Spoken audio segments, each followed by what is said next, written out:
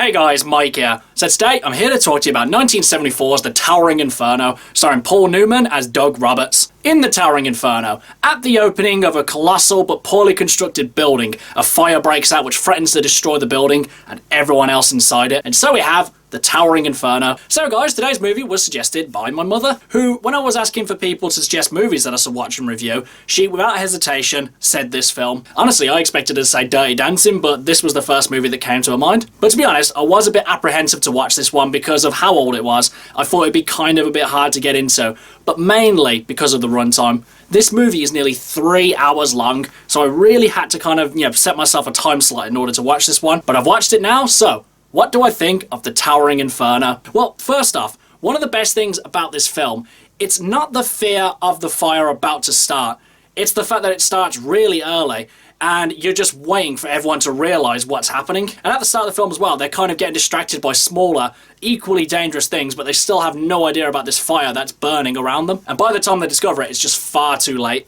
And I gotta say, the performances, excellent in this film. Paul Newman and Steve McQueen especially were phenomenal in this film. They both show a lot of compassion, toughness, and just the will to actually do anything they can. And what I really liked about this film as well, it wasn't just a bunch of people shouting over each other, trying to show off who's in charge and who's the toughest. It was just a lot of people who knew what they were doing and just really wanted to stop this situation. I mean, towards the start when Steve McQueen's character comes in and asks for a list of the people who live in the apartments, I was thinking, well, why does he need to know that? Like the character asks, why do you need to know that? And then he calmly and rationally explains that certain guests may have certain flammable materials. They may have some toxic materials that when burnt will create flammable and toxic environments. And if this was any other movie, the character would have been really smug about it, would have really put the person down for asking the question, but he just looks them straight in the eye and just tells them what they need to do. And it's that commanding presence that made him such an endearing character. And though everyone else in this film is great, Steve McQueen and Paul Newman were the biggest standouts, mainly because they're the characters who we spend the most time with. And like I said at the start of the review, my main issue going into Towering Inferno was the runtime. I thought this was going to be a real chore to watch, and I just wasn't going to enjoy this film that much because I was just wondering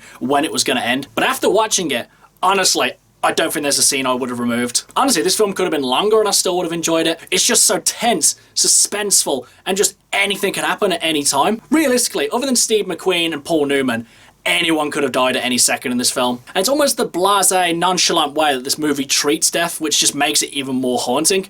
Because in probably more modern movies, when a character dies, they would really milk it. They would have the characters just be crying the whole time, play some sad music, and just really draw it out. Whereas in this film, a character dies, and the movie just moves on. It's that kind of overbearing, grim atmosphere where loads of people are dying and they just have to keep moving. They can't get distracted, they have to keep going and try and put this fire out. It was the lift scene that was particularly haunting, when a bunch of people try to escape the top floor, get down the lift, only to find that the fire just consumes them, and they're sent back all the way to the top, where one of them just walks out of the lift, just burning to death. It was just absolutely grim to watch. And effects-wise, I would say this film holds up fairly well. Granted, the effects aren't as crisp or as smooth as, say, a modern movie, and you can kind of see the outlines of some of the effects.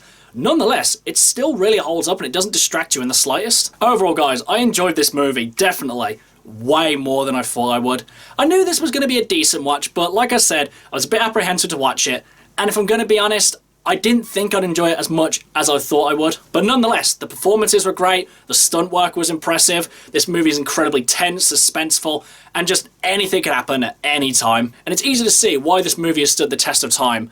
And it's just amazing how we're still dealing with issues like this to this day. And it's the fact that corporate greed exceeds human life that we're still experiencing today that really makes this movie timeless. I guarantee that in like 100 or maybe 1,000 years time, we will still be going through these exact situations, and people can watch this movie and see that sadly things haven't changed. So honestly, this was a really good recommendation. But as for whether or not you guys should see it, honestly, I would highly recommend that you should check this film out. Granted, I admit that the runtime can be a bit of the thing that would probably not make you watch this movie. But honestly, you get about an hour in, and you just won't want this film to end. And if anything, you'll probably want it to go on even longer like I did. Nevertheless, The Towering Inferno is an absolute classic which you guys need to check out. Okay guys, that's my review of The Towering Inferno. Do you love it? Do you hate it? What do you think I should watch next? Whatever it is, drop it in the comments below. Until next time, I've been Michael.